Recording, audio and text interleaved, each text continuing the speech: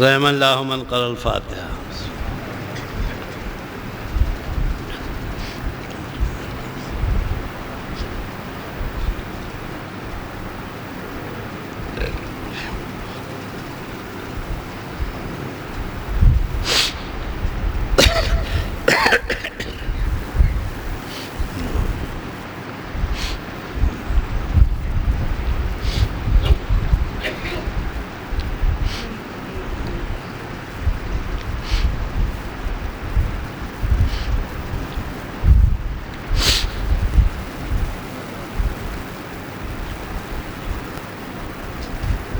اعوذ باللہ من الشیطان الرجیم، بسم اللہ الرحمن الرحیم۔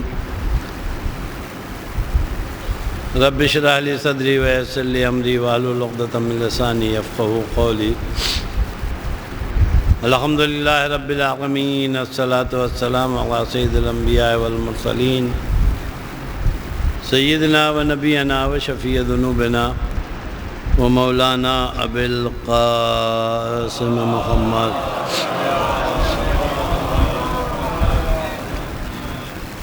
والہ الطیبین الطاہرین۔ بستر مرگ پہ آئے تو رسول اللہ نے جا کے ان کے کان میں چپکے سے کہا کہ چچا اب تو کلمہ پڑھ لیجئے۔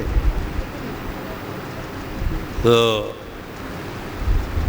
انہوں نے انکار کر دیا۔ میری سمجھ میں نہیں آیا کہ یہ انکار زبانی تھا یا گردن ہلا کے کیا تھا یا آنکھوں کو جنبش دے کے کیا تھا۔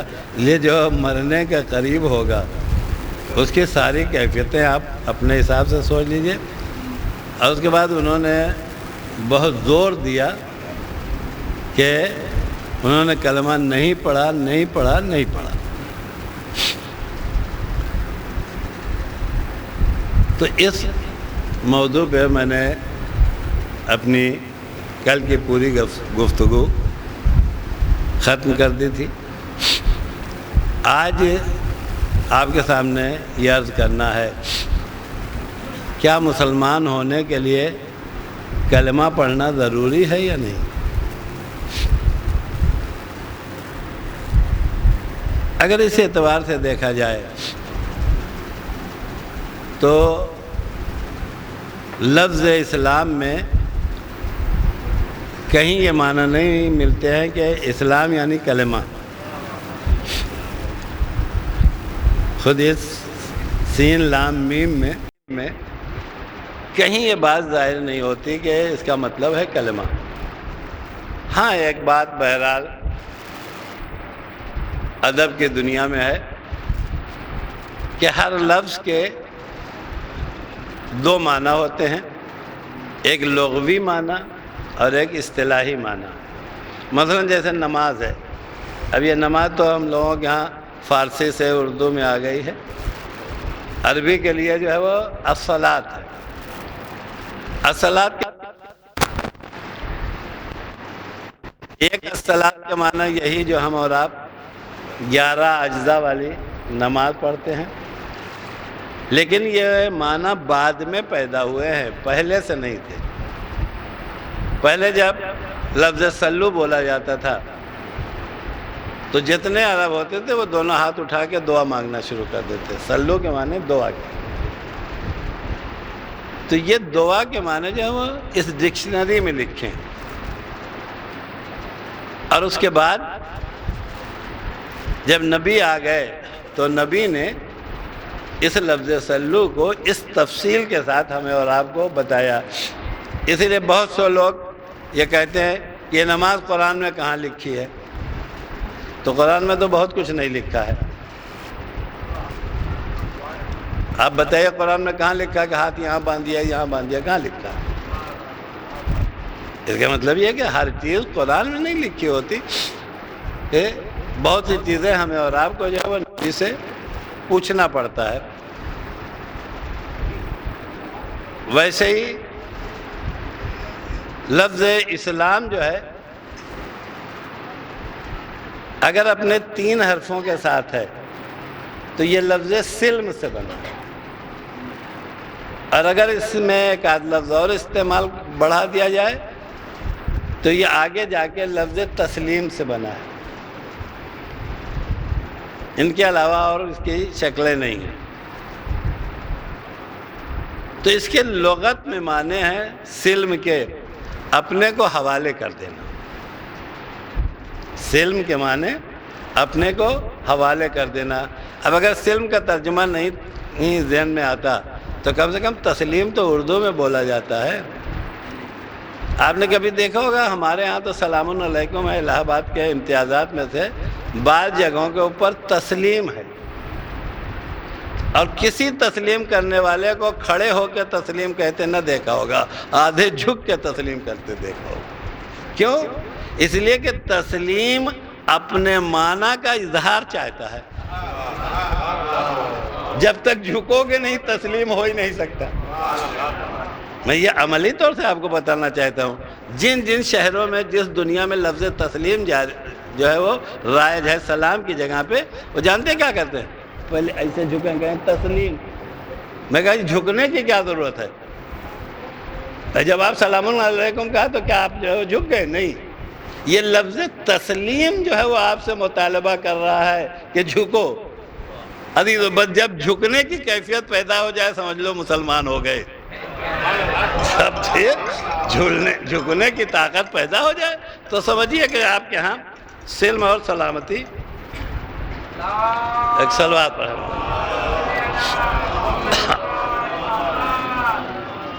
اسی لیے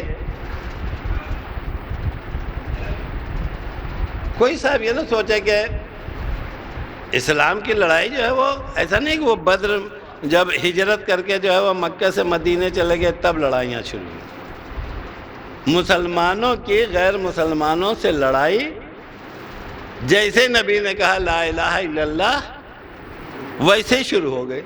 قولوا لا الہ الا اللہ تفلحوا، لا الہ الا اللہ کہو فلاح پا جاؤ گے۔ اب اس کے بعد ہم لوگ اگر ظاہری نگاہ سے دیکھیں تو ظاہری نگاہ سے اس کا مطلب یہ ہے کہ نبی لا الہ الا اللہ کہتے رہے اور ہارتے رہے، یہی تو ترجمہ ہوا۔ اس لیے کہ ظاہری طور تو بدر میں جا کے جیتے ہیں، لیکن جب بدر میں کافروں کو قتل کیا تب جیتے ہیں، احد میں جب قتل کیا تب جیتے ہیں۔ لیکن اگر سچ میں اس لفظ تسلیم کے اوپر غور کیا جائے تو جس دن پہلا آدمی جو ہے وہ نبی کے خدا کے سامنے جھک گیا، نبی کی پہلی فتح تھی۔ جیسے اس نے اپنے کو سپرد کیا خدا کے سامنے، ویسے ہی یہ پہلی چیز ہے۔ اب میں آپ سے پوچھوں گا کہ اس وقت کیا نبی نے کوئی ایسا پروگرام، کوئی مورخ نے جتنی تاریخ نکلے والے ہیں کہ جس دن پہلے دن جو ہے وہ جناب عمار نے قبول کیا دین کو، تو کیا نبی نے کوئی ایسا جو ہے وہ واقعہ آپ کی نگاہ سے گزرا ہے کہ ان کو بٹھایا ہو، بٹھا کے کہا ہو لا الہ الا اللہ محمد رسول اللہ کہو؟ حد یہ ہے کہ اگر آپ مسلمان ہونے والوں کی تاریخ پڑھیے تو مسلمان ہونے والوں نے کسی بھی لفظ میں آگے کہہ دیا ہم نے آپ کو نبی مان لیا، ہم نے آپ کو نبی مان لیا، بس جیسے اس نے کہہ دیا ہم نے آپ کو نبی مان لیا ویسے وہ مسلمان ہو گیا۔ کیوں؟ اس لیے کہ نبی مان ہی نہیں سکتا جب تک پہلے خدا کو مان نہ لے۔ نبوت کو ماننے کا مطلب یہ ہے کہ پہلے جو وہ توحید کو آپ مان لیں۔ اس لیے آپ دیکھیں کہ جب جناب ابوذر جو ہے وہ مسلمان ہوئے تو ابوذر کو کسی نے تھوڑی بتایا، رسول اللہ نے جا کے کہا ابوذر مسلمان ہو جاؤ۔ ابوذر جو ہے وہ اپنی بھیڑیں چرا رہے تھے کہ اور ایک بھیڑیا دوڑ دوڑ کے حملہ کرتا تھا، ایک بھیڑیا جو ہے وہ دوڑ دوڑ کے اس پہ حملہ کرتا تھا، اور ابوذر جو ہے وہ ڈنڈا لے کے بھیڑ چرانے والا کیسا رہے گا، وہ جو ان کی لاٹھی تھی اس کو لے کے دوڑاتے تھے۔ دو چار مرتبہ جب دوڑایا تو ایک مرتبہ ابوذر نے کہا یہ بہت ہی نالائق ہے کہ میں بار بار بھگا رہا ہوں لیکن آ جاتا ہے۔ تو اس نے پلٹ گیا، اس کو پروردگار نے قوت گویائی دیا۔ اس نے کہا ہم سے نالائق تو تم لوگ ہو کہ تمہارے یہاں نبی برحق جو ہے وہ آگے تمہیں بلا رہا ہے اور تم اس کی طرف دوڑ نہیں رہے ہو۔ اتنا سننا تھا انہوں نے بھیڑیں چھوڑا اور چلے آئے۔ میں کہوں گا ابو ذر کیوں چھوڑ کے جا رہے ہو؟ بھیڑیا لگا ہوا ہے۔ تو ابو ذر نے کہا ابھی تک خطرہ تھا بھیڑیے کا، اب میں محمد کی طرف جا رہا ہوں، محمد کے خدا کی ذمہ داری ہے کہ میری بھیڑوں کی حفاظت کرے۔ اسی لیے تواریخ میں ملتا ہے کہ ادھر بھیڑیا تھا، ادھر پروردگار عالم نے غلے کو بچانے کے لیے جو ایک شیر بھیج دیا، جو آگے جو ہے وہ غلے کے سامنے بیٹھ گیا۔ اب سمجھ میں آیا جب شیر آ جاتے ہیں تو بھیڑیے خود بخود بھاگ جایا کرتے ہیں۔ ایک سلوات پڑھتے ہیں۔ تو عزیزو، اب میں صرف ایک سوال کرنا چاہتا ہوں، جب اتنی بڑے بھیڑ بکریوں کو چھوڑ کے ابو ذر دوڑے تھے تو جتنی دیر تک نبی کے پاس نہیں آئے تھے مسلمان تھے یا نہیں تھے؟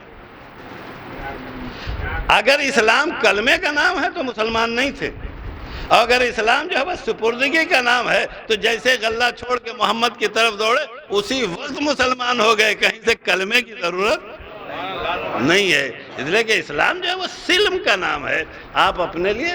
اس لیے تاریخ فتح محمد اگر لکھی جائے اور کوئی پڑھے لکھے کوئی جو ہے وہ محقق لکھے گا تو وہ یہ نہیں لکھے گا بدر کے فاتح، وہ یہاں سے لکھے گا کہ نبی جو ہے وہ مکے کے فاتح ہیں۔ جب پہلا آدمی جو ہے وہ نبی کے ہاتھوں پہ مسلمان ہو گیا تو یہ پہلی فتح تھی، جب دوسرا مسلمان ہو گیا تو یہ دوسری فتح تھی، جب تیسرا مسلمان ہو گیا تو یہ تیسری فتح تھی۔ اور آپ ہم سے پوچھیں گے کہ مولانا یہ کیسے کہہ رہے ہیں؟ وہ ایسے کہہ رہے ہیں کہ پہلی ہی مرتبہ 100 آدمیوں کو لے کے جناب جعفر طیار ہجرت پہ جانا یہ اس بات کی علامت ہے کہ کم سے کم نبی 100 مرتبہ فاتح ہو چکے ہیں، نبی 100 مرتبہ فاتح ہو چکے ہیں۔ اس لیے کہ 100 آدمیوں کو لے کے، یہ کون تھے؟ کیا کافروں کو لے کے گئے تھے؟ یہ سب کے سب مسلمان ہو گئے تھے، لیکن نبی نے ان کو مکہ چھوڑنے کی اجازت جانتے کیوں دیا؟ اسی لیے ہمارے ہاں ایک لفظ استعمال ہوتا ہے ہجرت۔ ہجرت کے معنی جانتے کیا ہے؟ ہم لوگ سمجھتے ہیں ہجرت کے معنی ایک جگہ سے دوسری جگہ چلا جائے، یہ ہجرت کے معنی نہیں ہے۔ اگر کسی جگہ پہ آپ کا دین خطرے میں پڑ جائے تو اس جگہ کو چھوڑنا واجب ہے۔ اس واجب پہ عمل کرتے ہوئے دوسری جگہ جا کے بسنے کا نام ہجرت ہے، نہ کہ بغیر کسی ضرورت کے الہ آباد سے لکھنؤ بس جائے، یہ ہجرت ہے۔ وَإِلَّا سَبَجَ وَمَا يُحَاجِرْ فِي سَبِيلِ اللَّهِ ہو جاتے ہیں۔ جتنے الہ آباد میں ہم سب سے بڑے مہاجر ہم خود ہی ہوتے، گاؤں ہم سے چھوڑ کے یہاں آ گئے، لیکن ہمارے جیسے آدمی کو مہاجر نہیں کہا جائے گا، اس لیے کہ ہمارا دین جو ہے وہ اپنے گاؤں میں جو ہے وہ محفوظ تھا، یہ خطرہ نہیں تھا۔ بلکہ ہجرت جس ہجرت کے لیے ہے کہ اس کا اجر پروردگار کے اوپر ہے، وہ ہجرت وہی ہجرت ہے کہ جہاں دین جو ہے وہ خطرے میں ہو۔ تو ایسی صورت میں اپنے دین کو بچانے کے لیے جہاں دین جو ہے کی حفاظت ہو سکتی ہے وہاں چلے جانے کا نام ہے ہجرت۔ اب ایک سوال جو ہے وہ اور پیدا ہوگا کہ نبی نے ہجرت کیوں کیا؟ نبی نے ہجرت کیوں کیا؟ اب آپ پوری تاریخ نبی پڑھ ڈالیے۔ نبی مبعوث برسالت کب ہوئے؟ سن 40 میں۔ سن 40 میں مبعوث ہونے کے بعد سن 1 بعثت تھا، سن 2 بعثت، سن 3 بعثت، سن 4 بعثت، سن 5 بعثت، اور یہاں تک کہ سن 10 بعثت آیا۔ 10 بعثت تک نبی نے جو ہے وہ ہجرت کا پروگرام نہیں بنایا۔ جانتے کیوں نہیں بنایا؟ نبی کے پاس 2 ایسے بڑے محافظ تھے کہ ان محافظ کے ہوتے ہوئے نہ نبی کا دین خطرے میں تھا، نہ نبی کے ماننے والوں کا دین خطرے میں تھا۔ اور ان محافظین کا نام ہے جناب ابو طالب اور جناب خدیجہ۔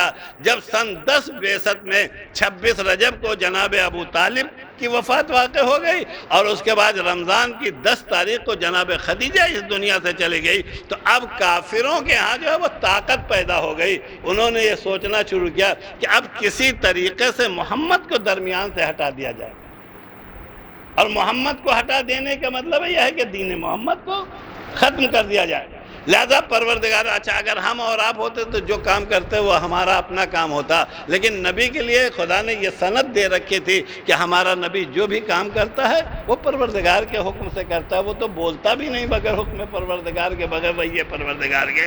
تو جو ایسا ہو اس کے لیے پروردگار عالم نے وحی کیا، وحی کر کے یہ کہا کہ دیکھو نبی تمہارے دین کو پھیلنے کے لیے ضرورت ہے ہجرت کی، تمہیں جو ہے وہ مسلمانوں کے دین کو بچانے کے لیے ضرورت ہے ہجرت کی، ضرورت ہے ہجرت کی، لہذا تمہاری ذمہ داری یہ ہے کہ اب مکہ چھوڑ کے جو ہے وہ مدینے چلے جاؤ۔ تو اب سمجھ میں آیا کہ ہجرت صرف ٹہلنے کا نام نہیں ہے، ہجرت دین کو محفوظ کرنے کا نام ہے، ہجرت دین کو بچانے کا نام ہے۔ ہم لوگ نہیں سمجھتے ہجرت کا مطلب ایک جگہ سے دوسری جگہ، یہ تو ہمارے ہاں کہ ایسے لوگ جو بادیہ نشین ہوتے ہیں وہ تو ہر سال 10-20 ہجرتیں کر ڈالتے ہیں، لیکن بادیہ نشین کا ایک گاؤں سے دوسرے گاؤں چلے جانا یہ ہجرت نہیں ہے۔ ہجرت تبھی ہوگی کہ جب آپ کی جگہ پہ جو ہے وہ دین خطرے میں ہو اور آپ جہاں جا رہے ہیں وہاں دین کی حفاظت کرنا ہے۔ اسی لیے آپ فقہ کی کتابوں میں دیکھیں گے تو ہجرت کو واجب قرار دیا گیا، ایسا نہیں کہ ہجرت جو ہے، مہاجرت کو واجب اسی لیے قرار دیا گیا۔ اور جب ہجرت کر کے آپ جائیں گے اور وہاں جا کے دین محفوظ ہو گیا، اس لیے آپ دیکھیں اتنے چاہنے والے مکے میں نہیں پیدا ہوئے تھے جتنا ہجرت کے بعد جو ہے وہ کچھ دنوں میں مدینے میں پیدا ہو گئے۔ کیوں؟ اس لیے کہ فتح اور کامیابی جو ہے وہ ہجرت پہ ہی منحصر تھی۔ اب اس میں جو ہے وہ سب سے پہلی ہجرت جو کیا ہے وہ سب سے پہلی ہجرت نبی کی ہجرت نہیں ہے، پہلی ہجرت جو ہے ابو طالب کے بیٹے جو ہے وہ جناب جعفر طیار کی ہجرت ہے، جناب جعفر طیار۔ اور جب جعفر طیار ہجرت کر کے حبشہ گئے ہیں تو یہاں سے کافروں نے جو ہے وہ اپنے نمائندے بھیجے۔ میں نے کل اس بات کی طرف جو ہے وہ اشارہ کیا تھا کہ نبی نے جب اعلان بعثت کر دیا کہ میں نبی بنا کے بھیجا گیا ہوں اور میرا میسج یہ ہے کہ آپ بقیہ خداؤں کو چھوڑ کے صرف میرے خدا کو مانیے، تو جلدی کوئی ماننے کے لیے تیار تھوڑی تھا۔ لیکن اس زمانے میں بھی نبی نے خانہ کعبہ کے پاس آ کے جو ہے وہ نماز نبی پڑھا کرتے تھے، اور یہ روایت جو ہے وہ عبداللہ راوی کی روایت ہے۔ اس کا کہنا ہے کہ میرے تعلقات روابط جو ہے وہ جناب ابو طالب سے بہت اچھے تھے، میں سال میں ان کے پاس ملنے آیا کرتے تھے۔ ایک دن میں نے دیکھا کہ ابو طالب کے گھر سے ایک جوان نکلا اور جانے کے بعد وہ خانہ کعبہ کے پاس کھڑے ہو کے وہ جو نماز کی ہماری کیفیت ہے، کبھی ہاتھ اٹھاتا تھا، کبھی جھکتا تھا، کبھی سجدے میں چلا جاتا تھا، وہ آگے جیسے ہی کھڑا ہوا ویسے میں نے دیکھا کہ تھوڑی دیر کے بعد جو ایک 13-14 سال کا جو ہے وہ بچہ آیا، اس کے بعد ایک عورت آئی، یہ تینوں اس کیفیت میں مصروف تھے۔ کتنے میں دیکھا کہ ابو طالب کے گھر سے ایک اور شخص نکلا، تو ابو طالب نے اسے بلا کے کہا کہ تم کہاں جا رہے ہو؟ انہوں نے کہا فلاں کام، کہا جاؤ پہلے جو ہے اس بزم میں جو ہے وہ شریک ہو جاؤ۔ اب میں نے دیکھا کہ وہ بھی جا کے اسی کیفیت کو انجام دینے لگے۔ یہ تو مجھے بعد میں جب فتح مکہ کے بعد میں مسلمان ہوا تب مجھے پتا چلا کہ جو ہے یہ سب نماز پڑھ رہے تھے۔ عزیزو، دنیا جو ہے وہ ابو طالب کا ایمان ڈھونڈ رہی ہے۔ میں تو یہ کہہ رہا ہوں جب کوئی مسلمان نہیں تھا تب مبلغ اسلام کا نام ہے ابو طالب۔ مسلمان الگ ہوتے ہیں، مبلغ اسلام جو ہے وہ الگ ہوتا ہے۔ اب جو مبلغ اسلام ہے اس کو کلمہ پڑھنے کی کیا ضرورت ہے؟ آپ کہہ دیجئے کہ ان کو کچھ نہیں آتا تھا۔ بھائی جس کو نہ اللہ معلوم تھا، نہ رسول معلوم تھا، نہ نماز معلوم ہے، نہ روزہ معلوم ہے، وہ اپنے بیٹے سے کیسے کہے گا کہ جاؤ؟ اس کا مطلب انہیں سب معلوم تھا۔ سب سے بڑی پریشانی جانتے کیا؟ سب سے بڑی پریشانی اور یہ عداوت، یہ بغض کہاں سے پیدا ہوا کہ ابو طالب کو کافر بنا دیا۔ اس کے بارے میں ہمیں اور آپ کو سنجیدگی سے جو ہے وہ غور کرنا پڑے گا کہ ہم تلاش کریں کہ انہیں کافر بنایا کیوں جا رہا ہے، اتنی محنت۔ اور اب تو دھیرے دھیرے جو ہے وہ کم ہو گیا، نہیں تو ابتدائی ادوار میں تو جو ہے روز کچھ نہ کچھ سمجھ میں نہیں آتا، سارا حملہ ابو طالب۔ جانتے ہیں اس کی وجہ کیا ہے؟ جب نبی ہجرت کر کے مکے سے مدینے پہنچے، اب آپ اس تاریخ کو میں تھوڑا سا جلدی سے سمیٹ کے لے گئے، اگر کسی لائن میں آپ تفصیل سے گزریں گے تو ایک ہی لائن جو ہے وہ پوری جو ہے وہ 2 4 6 10 مچ۔ نبی آئے مکے میں آنے کے بعد دوسرے سال جو ہے وہ 17 رکعت کا حکم آ گیا۔ اسی دوسرے سال میں پروردگار نے کہا کہ اے محمد اپنی بیٹی کی شادی علی سے کر دو، اور اسی دوسرے ہی سال میں بدر کبریٰ، یعنی بڑی جنگوں میں سے وہ سب سے بڑی جنگ۔ اور اس بڑی جنگ کا خلاصہ یہ ہے کہ بے سر و سامانی کے باوجود 70 آدمی جو ہے وہ قتل کیے گئے، جس میں سے جو ہے وہ 36 تنہا علی ابن ابی طالب نے قتل کیا، بقیہ 34 میں دوسروں کے ساتھ بھی علی شریک تھے۔ اب وہ دوسروں کے ساتھ شریک ہونے کا مطلب، جیسے تاریخ نے ایک منظر لکھا ہے کہ جناب حمزہ نے جو ہے وہ ایک جگہ حملہ کیا، اور وہ بھی بہادر تھا، بار بار جو ہے حملے کو کاوا کاٹ جاتا تھا کہ پیچھے سے علی آیا، اور علی نے آگے کہا چچا گردن نیچے کیجیے، جیسے چچا نے گردن کیا ویسے جو ہے وہ بھتیجے نے ایسی تلوار لگائی کہ سر اوپر چلا گیا، دھڑ نیچے۔ تو ایسے واقعات بھی بدر میں ہیں کہ جو اپنے والے تھے تو ان کو تو سیف مارا، اور جو دوسروں کے نام لکھے گئے تھے ان میں بھی کہیں نہ کہیں۔ اب آپ اس اعتبار سے علی کو پڑھتے چلے جائیے، میں ابھی کوئی تفسیر نہیں کہ تفسیرہ تو آج بعد میں ہوگا۔ اس کے بعد جب احد آئی تو احد میں جو ہے پھر وہی ساری کنڈیشن، لیکن خدا نے اس کیفیت کو تھوڑا سا بدل دیا۔ کم سے کم بدر میں مسلمانوں میں سے 2-4 کو اس لائق سمجھا خدا نے کہ وہ کہہ سکتے ہیں کہ ہم نے بھی تلوار چلائی۔ احد میں پروردگار عالم نے کسی کو موقع ہی نہیں دیا، سب میدان چھوڑ کے چلے گئے۔ اب جو بھی مرا ہے وہ تنہا علی کی تلوار سے مرا، جو بھی قتل ہوا ہے وہ تنہا علی کی تلوار سے۔ اب ایک طرف اس والی دشمنی کو دیکھ لیجئے، ایک طرف اس کو۔ اس کے بعد اب خندق آئے۔ خندق کا حاصل تو جانتے ہیں، کسی کی ہمت ہی نہیں پڑی گردن اٹھانے کی، یہ کہ وہاں ایک اتنا شجاع تھا، اتنا بہادر تھا کہ مورخ نے جو لفظ لکھ دیا اس لفظ کا معنی کیا ہے؟ ایسے گردن جھکی ہوئی تھی جیسے سروں پہ طائر بیٹھے ہیں۔ اب جتنے جو ہے وہ طائر اور سر کی کیفیت کو آپ سوچ سکتے ہیں وہ سب کے سب سوچ لیجئے۔ میں اپنے لفظوں میں کہوں گا، جہاں کوئی نہ گردن اٹھا سکا، اگر کسی کی گردن اٹھتی تھی تو وہ علی ابن ابی طالب کی اٹھتی تھی، اس لیے کہ نبی جو ہے، نبی نے اچھا لہجہ جو نبی نے استعمال کیا۔ ہم اور آپ کہیں یہ کتا ہے، اس کی کوئی ویلیو نہیں، یہ ہے کوئی ویلیو کہ آپ کہیں یہ کتا ہے، لیکن اگر جو ہے وہ نبی کہے کہ یہ کتا ہے، معصوم زبان سے کسی کے لیے جو لفظ کتا لکھا جائے، من لہذا القلب، اس کتے کے مقابل میں کون جائے گا؟ اس کا مطلب یہ ہے کہ یہ بڑا خطرناک دشمن ہے۔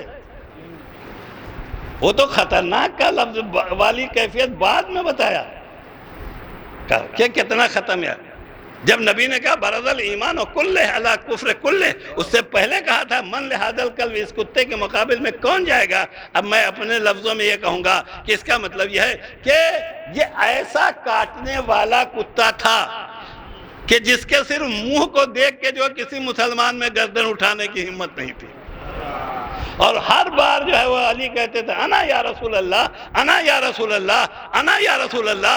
عزیزو، میں صرف اتنا پوچھتا ہوں کہ جو بار بار انا کہے اور کوئی بول نہ پائے، اس سے کتنی عداوت پیدا ہوگی یہ آپ سب محسوس کر سکتے ہیں۔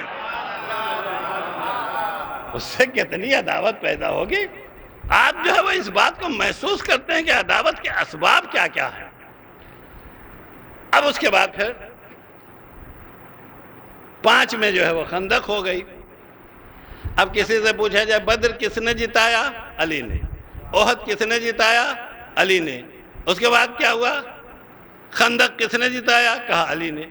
1 سال کے بعد سن 6 ہجری میں صلح حدیبیہ، جب صلح حدیبیہ آئی تو وہاں تلوار چلانے کی ضرورت نہیں ہے، وہاں تلوار چلانے کی ضرورت نہیں ہے، اب وہاں ضرورت تھی قلم چلانے کی۔ اب اگر آپ سے پلٹ کے پوچھا جائے کہ حدیبیہ میں قلم کس نے چلایا، بس وہی ایک لفظ، حدیبیہ نے قلم کس نے چلایا؟ کہا علی نے چلایا۔ عزیزو، یہیں پہ پہنچ کے سرکار علامہ جوادی کا جملہ یاد آ رہا ہے، پوری حیات محمد کو پڑھ لیجئے، یا تو حیات محمد میں مکے کی اس کے بعد مدنی زندگی میں یا تو دین تلوار کے ذریعے سے فاتح ہوا ہے یا دین قلم کے ذریعے سے فاتح ہوا ہے. اور اگر تلوار کے ذریعے فاتح ہوا تو تلوار بھی علی کے ہاتھ میں ہے، قلم کے ذریعے فاتح ہوا ہے تو قلم بھی علی کے ہاتھ میں ہے. قلم بھی علی کے ہاتھ میں. شاید یہی وجہ ہے کہ پورا اسلام یا علی کی تلوار سے کامیاب ہوا ہے یا علی کی قلم سے کامیاب ہوا. لہذا پروردگار عالم نے کہا کہ سب کے ایک بیٹے امام ہوں گے. اے علی یہ تنہا تیرا شرف ہے کہ تیرے دو بیٹوں کو امام بناؤں گا. یہ تنہا شرف جو ہے وہ صرف آپ کا ہے کہ آپ کے دونوں بیٹوں کو. اب اس کے بعد جو ہے وہ خیبر آ گئی. آپ پڑھتے رہتے ہیں کہ خیبر کا عالم کیا ہے، خیبر کا حال کیا ہے. اب خیبر پڑھنے کا وقت نہیں ہے. وہاں خیبر کا عالم یہ جو میں نے سرکار علامہ آزادی کے پڑھتے بھی سنا ہے. ایک جگہ یہ منظر صاحب دمت الثاقبہ نے لکھا ہے کہ خیبر کا عالم ان 2 دنوں میں یہودی اتنے قوی ہو گئے تھے کہ مرحب اندر سے کسی ایک آدمی کو چہرے پہ نقاب ڈال کے بھیج دیتا تھا اور وہ آگے باہر پیر پٹک کے کہتا آؤ میرے مقام میں، تو بھاگ جاتے تھے. وہ صرف اتنا کہ خود نہیں آیا تھا. پہلے دن تو آیا، دوسرے تیسرے دن، بعض روایت میں صرف 2 دن کا معاملہ ہے، بعض میں 3 دن کا معاملہ ہے اور بعض میں 39 دن کا معاملہ ہے. اگر لمبی والی لڑائی آپ دیکھ لیں گے تو 4-6 دن کے بعد جائیں خالی پیر پٹکا جاتا تھا، مسلمان بھاگتا تھا. لیکن جس دن علی آئے اس دن علی نے آ کے سب سے پہلا کام کیا. اب وہ شہید جنہوں نے کہا کہ لوگ جو ہے وہ جھنڈا لے کے جاتے تھے، بانس لے کے آتے تھے، اس سے یہ پتہ چلا کہ خیبر میں جو علم گیا تھا وہ بانس کا تھا. وہ اللہ کی روایت میں مجھے نہیں ملا کہ علم کس چیز کا تھا، لوہے میں تھا یا بانس میں تھا. لیکن اتنا ضرور ملا کہ سنگ خارا جو سخت ترین ہے اس پہ علی نے جب علم رکھ کے دبایا تو اتنے جو ہے وہ ایریے میں، جتنے ایریے میں اس کو جگہ تھی اس میں داخل ہو گیا. جبکہ سنگ خارا کی صفت یہ ہے کہ اس پہ زور مار دو، ہلکی سی میں مارو تو پورا ٹوٹے گا. علم کا اتر جانا یہ خود ہی وہ کافی.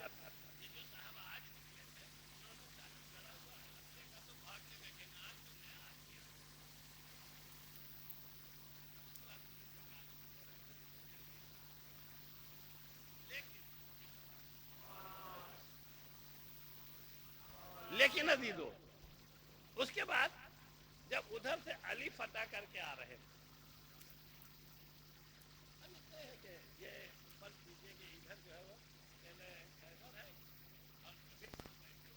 ادھر سے علی نکل رہے ہیں. اتنے میں کسی نے ادھر سے آواز دیا، کہا کہ حبشہ سے جو ہے وہ جعفر آ رہے ہیں. حبشہ سے جعفر. اب میں اپنے لفظوں میں وہ منظر پیش کروں گا اس لیے کہ راوی نہیں لکھ سکتا اس منظر میں. یعنی نبی جب ادھر دیکھتے ہیں تو علی دکھتے ہیں، نبی جب ادھر دیکھتے ہیں تو جعفر پڑھتے ہیں. کس پہ زیادہ علی کی واپسی پہ زیادہ خوش ہو یا جعفر کی واپسی پہ زیادہ خوش ہو؟ اس کا مطلب یہ ہے نبی پکار کے کہہ رہے ہیں کہ دیکھو ادھر سے خیبر کا فاتح علی آ رہا ہے، ادھر حفصہ کا فاتح جو ہے وہ جعفر آ رہا ہے. اب خوشی دونوں مبارک ہو مسلمانوں کو، دونوں کی دونوں مبارک ہو. اب پورے کو پھر سے ملائیے. بدر علی، احد علی، خندق علی، صلح حدیبیہ علی، اور اس کے بعد جو ہے وہ خیبر آیا علی، 7 تک. اب 8واں آخری مارکہ، 8واں آخری مارکہ. اچھا اس میں لڑنے وڑنے کی زیادہ ضرورت نہیں پڑی اس لیے کہ اب کافر یہ سمجھ گئے تھے کہ اب لڑ نہیں سکتے. لہذا روایات میں یہ ملتا ہے کہ جناب عباس سے ابو سفیان کی پرانی جان پہچان، تو بھائی محلہ گلی کوچا تو وہی تھا. تو یہ بار بار آ کے کہتا تھا کہ اپنے بھتیجے سے کہو کہ ہمیں معاف کر دیں، اپنے بھتیجے سے کہو ہمیں معاف کر دیں. تو جناب عباس نے کہا ہمارے بھتیجے نے تو آج پہلے خود ہی سے بالکل جو ہے وہ عام معافی کا اعلان کر دیا. یہ اسپیشل معافی چاہتا تھا کہ ہم چھپے رہیں، اس کے بعد ہی معافی مل جائے. اور نبی نے کہا تھا جو اس گھر میں چلا جائے اسے معاف کریں گے، جو خانہ کعبہ کے گرد آ جائے اسے معاف کریں گے، جو اس پرچم کے نیچے آ جائے گا اسے معاف کریں گے. اور یہ دکھانا نہیں چاہتا تھا کہ ہم پکڑے جائیں کہ مسلمان. یہ سارا مسئلہ تھا.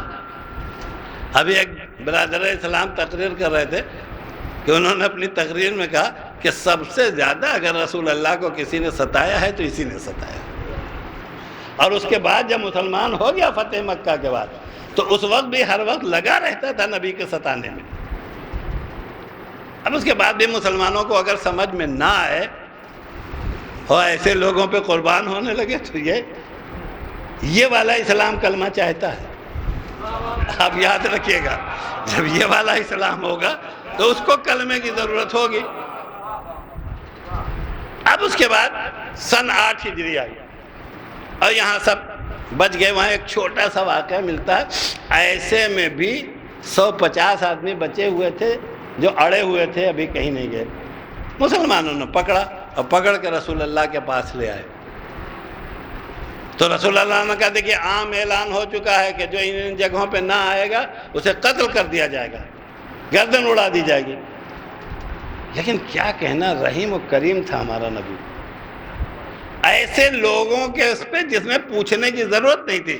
ایک مرتبہ نبی نے پلٹ کے پوچھا اب تم جو آئے ہو ہم سے کیا توقع رکھتے ہو؟ اچھا یہ لوگ بھی سمجھدار تھے کہ ایک اس میں سے بوچھا وہی توقع رکھتے ہیں جو ایک کریم ابن کریم سے رکھی جاتی ہے. یعنی اس نے یہ اعلان کر دیا آپ کریم، آپ کے باپ کریم، آپ کے دادا کریم، یعنی اپنے اجداد کے کرم کا جب اعلان نبی نے کہا تو ایک مرتبہ نبی نے پلٹ کے کہا انتم الطلقاء، جاؤ میں نے تمہیں آزاد کر دیا. اب سمجھ میں آیا پرچم کے نیچے کھڑے ہو کے جو مسلمان ہوا ہے وہ اور ہے، جو ہمارے آزاد کردہ مسلمان ہیں وہ اور ہیں. جو آزاد کردہ مسلمان ہیں وہ اور ہیں. اب مکہ فتح ہو گیا خالی پرچم کے نیچے آنے سے نہیں. اصل فتح مکہ جانتے کیا؟ اصل فتح مکہ یہ ہے کہ جب خانہ کعبہ ہمارے قبضے میں آیا تو خانہ کعبہ کو باطل خداؤں سے پاک کرنا ہے. جب تک خدا کے باطل خداؤں سے خدا کا گھر پاک نہ ہوگا اس وقت تک فتح نہیں ہو سکتی. جب اس فتح کا مسئلہ آیا تو روایت میں کئی مناظر ہیں. ایک منظر یہ بھی ہے کہ جو نیچے والے بت تھے وہ نبی نے خود ہی گرا کے توڑ دیا. نہیں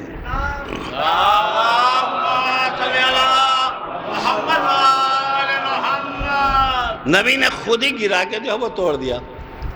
اور جو اوپر والے تھے اوپر والوں کے لیے نبی نے کہا کہ اے علی تم مجھے اپنے کاندھے پہ اٹھاؤ میں بت توڑ دوں. تو علی لکھا اور اس کو اس طریقے سے جو ہے وہ بیان کیا کہ راوی جو ہے وہ چھٹے امام سے کے پاس پہنچ گیا اور جا کے راوی نے یہ پوچھا، کہا کہ مولا یہ آپ کے جد کا یہ والا عمل میری سمجھ میں نہیں آیا کہ 1 سال پہلے اتنا وزنی دروازہ انگلی پہ اٹھائے ہوئے، 1 سال پہلے اتنا وزنی دروازہ انگلی پہ اٹھائے ہوئے ہیں اور آج کہہ رہے ہیں کہ میں آپ کو نہیں اٹھا سکتا. اب فرق پہچانیے کیا. اچھا مولا نے ایک دوسرا مسئلہ سامنے رکھ دیا، کہا نادان تو میرے جد کے انگلیوں کی طاقت جو خیبر سے ناپ رہا ہے، خیبر کی اوقات کیا ہے؟ 2 4 6 10 بیگھے میں بنا ہوا ایک قلعہ، اس کی اوقات کیا ہے؟ جو پوری کائنات کو چلانے والا ہے سورج. اگر میرے جد کی انگلیوں کی طاقت دیکھنا ہے تو اس سورج سے پوچھ جسے 2 انگلیوں سے کھینچ لیا تھا، جسے ہے میرے جد.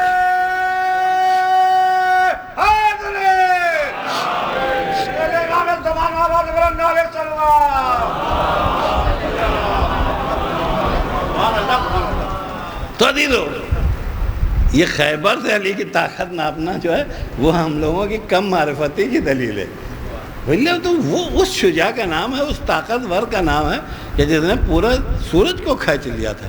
اور اگر تنہا سورج کو کھینچتے تو ایک بات یاد رکھے گا، پیچھے سے چاند نیچے آ جاتا، اس کے پیچھے سے زمین دھس جاتی، اس کے پیچھے سے کہہ کے چاہیں یہ آپ کا موضوع شیئر کہیے گا اس پہ. ہے۔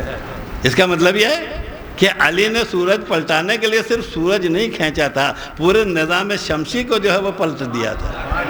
یہ آپ کو ماننا پڑے گا، ولی اگر خالی سورج کھینچتے اور سب پیچھے پیچھے چلتے، سب نیچے آتے، اگرچہ نیچے اوپر نہیں ہے۔ آپ جو لوگ ہم سے زیادہ پڑھے لکھے اس دنیا والے ہیں، وہ تو ایک مسطح جگہ پہ ہے، لیکن پھر بھی کچھ نہ کچھ تو ٹوٹ پھوٹ ہوتا ہی ہے۔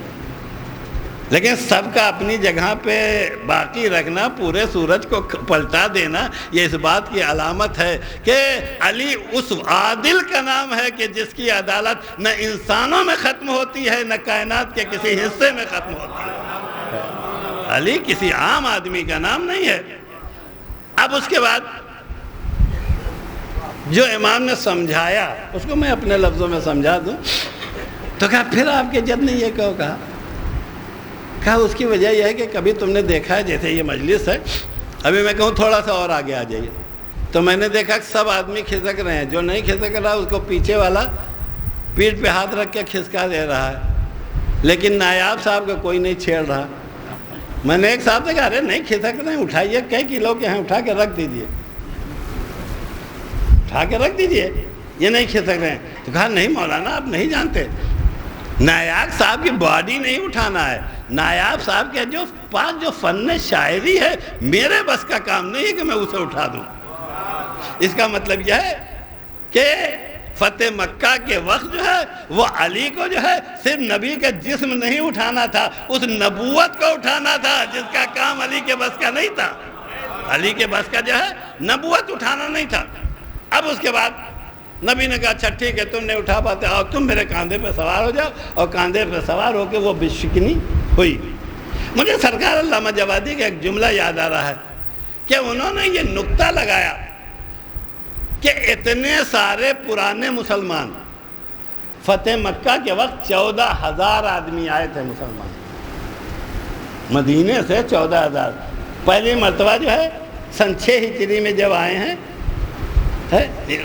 اس کے لیے خانہ کعبہ کے طواف کے لیے، تو اس وقت 1400 آدمی تھے۔ اس کے بعد جب دوسرے سال آئے ہیں تو اس وقت جو ہے 14,000 آدمی تھے، اور جب تیسرے سال آئے تو 1.25 لاکھ آدمی تھے۔ یہ نبی کے آنے کی، یعنی 14,000 مسلمانوں میں نبی کو کوئی ایک ایسا نہ ملا جس کو بلند کر کے بت توڑوا دیتے۔ بھائی اب آپ اپنے لفظوں میں کہیے، کیا یہاں بھی کوئی پارٹی بازی تھی؟ کوئی نہ کوئی تو وجہ رہی ہوگی کہ نگاہ نبوت اس 12-14 ہزار آدمیوں میں سے صرف بار بار جو ہے وہ علی پہ ٹکتی تھی کہ علی کو اٹھایا جائے اور علی بت توڑ دیں۔ تو سرکار علامہ جوادی فرماتے ہیں کہ بت توڑنا نہیں تھا کہ کوئی صاحب کہیں کہ پتھر توڑنا ہے، ہر بت کے پیچھے پورا ایک قبیلہ تھا، ہر بت کے پیچھے پورا ایک قبیلہ تھا۔ اگر کسی نے لات کو توڑا تو لات کو نہیں توڑا، 100 آدمیوں کو کی دشمنی مول لی۔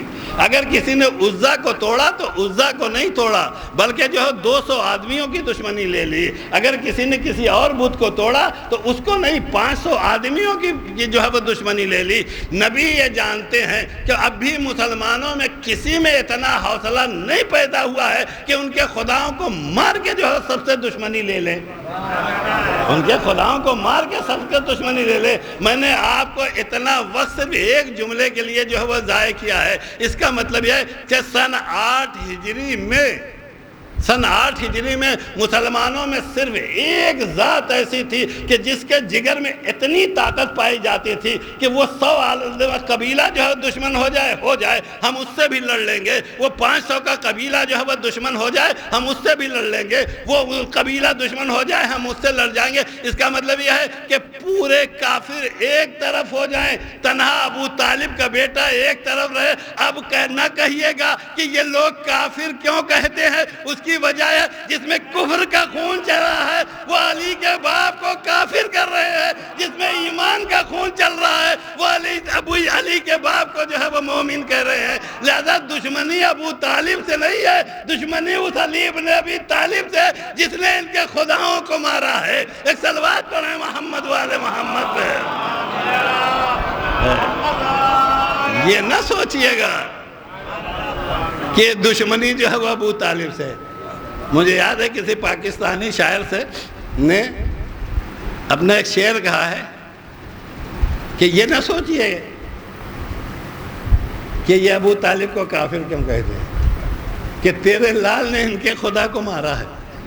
اب مجھے چونکہ شعر بہت کم یاد ہوتے ہیں، یہ ایک مصرع بھی جو ہے وہ ہاں بس دیکھیے سن لیجئے، ان سے سن لیجئے، ان کی تعریف کر لیجئے، لیکن مجھے یاد نہیں. ایک سلوات پڑھ. تو عزیزو اب یہ طے ہوگا کہ یہ ساری گفتگو، اور اس لیے میں کہا کرتا ہوں جہاں ابو طالب کا کفر دکھے سمجھ لیجئے کہ 1400 سال پرانا کفر بول رہا ہے. یہ آج کا کفر نہیں ہے، یہ 1400 سال پرانا ہے. بقول ان کے کہ کوئی ایک چھوٹا سا رہتا ہے نا، انوار بھائی کا یہ جملہ ہے کہ کچھ بھی کرو ایک چھوٹا سا ہے. ویسے جیسے ابو طالب کو کوئی کافر کہے فوراً پلٹ ایک چھوٹا سا ادھر سے آ رہا ہے. وَإِلَّا جس نے اتنی قربانی دین کے لیے دی ہو، اس کے لیے تو ہمیں اور آپ کو جان دے دینا چاہیے، اس کے نام پہ مر مٹنا چاہیے. اس کو کافر بنانے میں سب لگے ہوئے ہیں. میں آپ سے پوچھنا چاہتا ہوں کہ آج دین اسلام بچا ہے ان کی اولادوں سے بچا ہے یا ابو طالب کے بیٹے سے بچا ہے؟ اور کیونکہ وہ نہیں پہچان پائے کہ دین کیسے بچا ہے، اس لیے ان کے ہاں کچھ نہیں دکھتا. ہم جانتے ہیں کہ اگر دیندار ہیں تو یہ ابو طالب کے فرزند کا صدقہ ہے کہ ہم دیندار ہیں. اور کوئی صاحب یہ نہ سوچیں کہ ہم نے بچا رکھا ہے عزاداری کو، ہم لوگ ذریعہ ہیں عزاداری بچانے کے. اب میں دوسرے لفظوں میں کہوں گا امام حسین نے ہمیں آپ کو اس لائق سمجھا ہے کہ ہم عزادار بنیں. یہ نہ سوچیے کہ آپ نے بچا رکھا ہے، بلکہ حسین نے اس لائق سمجھا ہے کہ آپ کو عزادار بنا رکھا. لیکن ایک جملہ ضرور کہوں گا حسین کے سامنے ہاتھوں کو جوڑ کے، مولا اب صرف 3 دن بچے ہوئے اور ہم نہیں جانتے کہ ان 3 دنوں کے بعد ہم آئندہ سال تک رہیں گے یا نہیں رہیں گے. لہذا 2 چھوٹی چھوٹی گزارش ہے. ابھی پاشا بھائی نے کہا کہ مجلسوں میں جو ہے وہ حسین کی ماں آتی ہیں. بیوی اگر آپ کہیں ہیں تو حسین سے پہلے آپ سے گزارش ہے کہ اگر آئندہ سال تک قضاء و قدر الہی میں یہ ہے کہ ہم دنیا سے چلے جائیں تو ہمیں اس وقت تک نہ بلانا جب تک آپ راضی نہ ہو جائیں. جیسے کہ ہماری کل حیات، ہماری کل زندگی جو ہے وہ آپ کی رضا ہے. جیسے کہ ہم ایسی زندگی نہیں چاہتے جس زندگی میں آپ ناراض ہو جائیں. لہذا اگر ہم کہیں سے کوئی ایسا کام کرتے ہیں جو آپ کی ناراضگی کے سبب ہے تو بیوی آ کے ہمیں متوجہ کیجئے کہ تم غلط جا رہے ہو. لہذا ہم تو صرف آپ کی رضا چاہتے ہیں، اور آپ کی رضا تبھی ملے گی جب آپ کا صلبی بیٹا حسین راضی ہو جائے، جب آپ کا جو ہے وہ بنایا ہوا بیٹا، کہا ہوا بیٹا عباس راضی ہو جائے. جب تک ان کی رضا نہ ملے گی ہمیں نہ اٹھانا. اور اگر مصلحت پروردگار میں ہے کہ ہم 5 سال تک زندہ رہیں تو پھر آپ سے گزارش یہ ہے کہ جس طرح سے اس سال 2 مہینے 8 دن آپ کے لال کا غم بنایا ہے، اسی طریقے سے آئندہ سال بھی غم منانے کی توفیق عنایت فرما.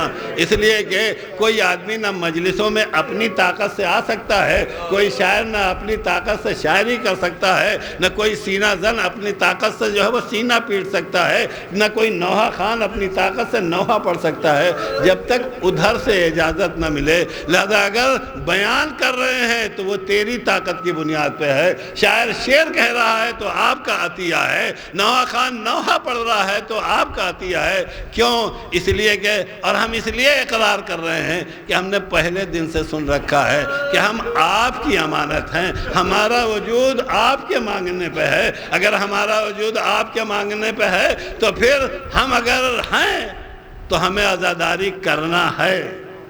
یہ ہم اور آپ ہر وقت اپنی جگہ پہ عہد کریں، اور جس دن عزاداری چھوڑ دیں گے رہ کے بھی ہمارا وجود ختم ہو جائے گا، کوئی نہیں پہچان پائے گا کہ آپ کون ہیں۔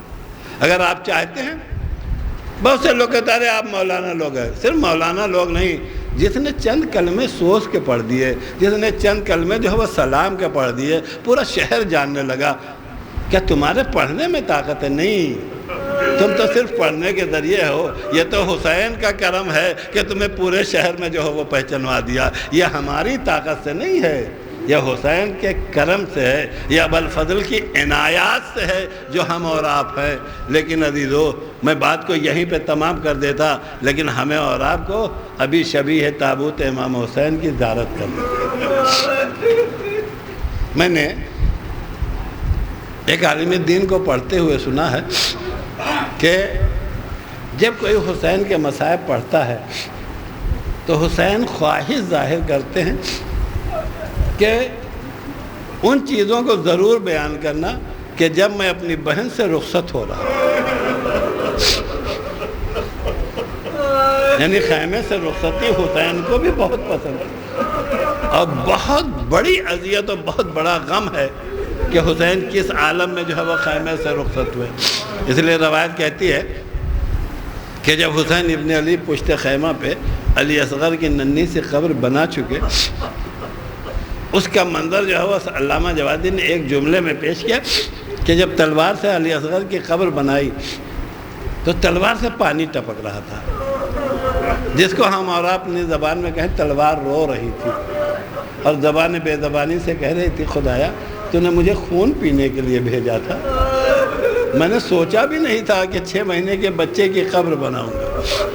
لیکن جب قبر تیار ہو گئی اور حسین ابن علی نے علی اصغر کی میت نیچے رکھنا چاہا تو جیسی ہاتھ زمین میں پہلے پہنچا فوراً حسین نے اٹھا کے اپنے کلیجے سے لگا دیا، اس لیے کہ زمین کربلا اتنی گرم تھی اور باپ کا دل تھا زمین کے حوالے اصغر کو نہ کر پائے۔ اجرکم اللہ۔ پھر اس کے بعد دوبارہ رکھا، لیکن دوبارہ پھر حسین زمین میں نہ دے پائے، لیکن جیسے ہی تیسری مرتبہ لے گئے، ایک مرتبہ 2 ہاتھ نمودار ہوئے، آواز آئی اللہ میرے لال، میرے اصغر کو میرے حوالے کر دے، روز قیامت خدا کے سامنے اسی اصغر کے ساتھ تیری ماں آئے گی۔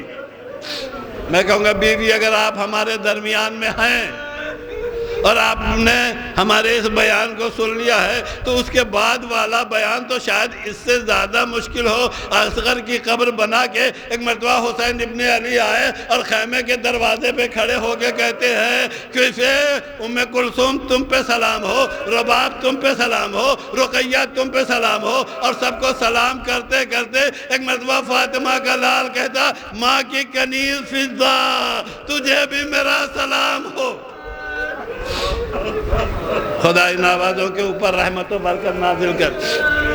اس کے بعد حسین خیمے میں داخل ہوئے، خیمے میں داخل ہونے کے بعد فضہ سے خطاب کر کے کہتے فضہ وہ پرانا صندوقچہ لے کے آؤ جو میں نے رکھا ہوا ہے۔ فضہ دوڑ کے صندوقچہ لے کے آئیں، حسین نے اس میں سے ایک لباس نکالا، ایک کرتا نکالا، اسے اور چاک کر کے جو وہ زیب تن کیا۔ عزیزو روایت کہتی ہے کہ بیویاں ایک ساتھ جمع ہیں اور اس منظر کو دیکھ رہی ہیں، کسی میں ہمت نہیں کہ حسین سے پوچھے کہ یہ کیا ہے، کہ ایک مرتبہ ثانیہ زہرا آگے بڑھی اور آگے بڑھ کے کہتی ہے کہ بھیا میں نے مادر گرامی سے سنا ہے کہ جب حسین اپنا پرانا کرتا پہننے لگے تو اس کا مطلب یہ ہے کہ اب بہن و بھائی میں جدائی ہونے والی ہے۔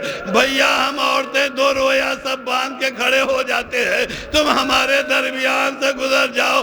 راوی کہتا ہے بیویاں سب باندھ کے کھڑی ہوئی، حسین درمیان سے گزر رہے تھے، کبھی اس بیوی کو دلاسا دیتے تھے، کبھی اس کے سر پہ ہاتھ رکھتے تھے، اور یہ کرتے کرتے جیسے ہی زینب کے پاس پہنچے ایک مرتبہ زینب نے کہا بھیا ذرا گردن نیچی کرنا۔ حسین نے گردن کو جھکایا، زینب نے بڑھ کے گردن کا بوسہ لینا شروع کیا۔ کہا یہ کیا کر رہی ہو بہن؟ کہا میں نے سنا ہے کہ ابھی تھوڑی دیر کے بعد اسی گلے پہ شمر کا خنجر چلے گا۔ ماں نے کہا تھا زینب میرے حسین کے گلے کا بوسہ لینا. ابھی زینب بوسہ لے چکی تھی کہ حسین نے کہا بہن ذرا بازوؤں سے ردا تو ہٹانا. زینب کی ردا ہٹی, حسین نے بازوؤں کا بوسہ لینا شروع کیا. اجرکم اللہ. عزیزو, حسین جو ہے ایک ایک مرحلے سے آگے بڑھ رہے ہیں اور حسین کی مشکل جو ہے وہ زیادہ ہوتی جا رہی ہے. عزیزو, ابھی تو بیویوں کو خدا حافظ کر رہے تھے, لیکن بیویوں کو خدا حافظ کر کے جیسے خیمے کے باہر کھڑے پہنچے تو کیا دیکھا کہ اب کبھی داہنے دیکھتے ہیں, کبھی بائیں دیکھتے ہیں, کبھی آگے دیکھتے ہیں. اس لیے کہ جب حسین مدینے سے چلے تھے تو ابھی حسین را کے اس پہ بافا کے سامنے کھڑے ہوئے تھے کہ دوڑ کے عباس نے اپنے زانوؤں کو زینہ بنایا, علی اکبر نے بازو پکڑ کے باپ کو سوار کیا. شاید یہی وہ منظر حسین کی نگاہوں کے سامنے آیا کہ ایک مرتبہ مقتل کا رخ کر کے کہتے اے میرے شیرو, اے میرے دلیرو, تمہیں کیا ہو گیا ہے؟ تمہارا حسین سوار ہونے کے لیے کھڑا ہے, تم سہارا دینے کے لیے نہیں ہو. راوی کہتا میں نے دیکھا کہ خیمے سے ایک بیوی چادر اوڑے ہوئے نکلی, بڑھ کے حسین کے بازو کو پکڑا اور پکڑ کے کہتی ہے بھیا اگر آج عباس سوار کرنے کے لیے نہیں ہے تو بہن تمہیں سوار کرے گی. میں کہوں گا ثانیہ زہرا, عباس و علی اکبر سوارتے تھے بھی اور اس کے بعد اتارتے بھی تھے. سوار تو کر دے رہی ہو, ابھی جب اترنے کا مسئلہ ہوگا تو کیا کرو گی؟ تو شاید زینب جواب دے خیمے سے سوار کر کے بھیجنا میرا کام ہے, گھوڑے سے مقتل میں اتار لینے کے لیے ماں بقی چھوڑ کے آ جائے گی. اجرکم اللہ. آوازوں کے اوپر رحمت و برکت نازل ہو.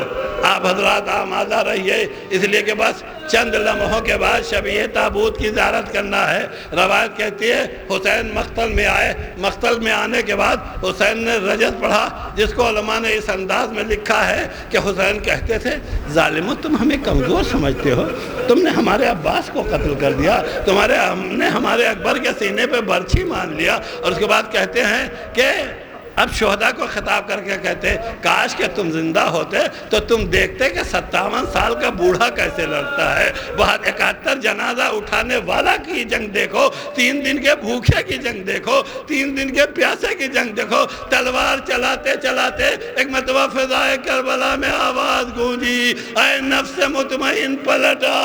حسین نے تلوار کو نیام میں رکھا, بھاگی ہوئی فوج سمٹی, فاطمہ کا لال پشت فرس پہ مگانے لگا. ایک مرتبہ حسین گزین سے زمین پہ آئے اور ادھر حسین کا گرنا تھا کہ ادھر سے فضا کہہ رہی ہیں زینب اب شہزادہ دکھائی نہیں دے رہا ہے.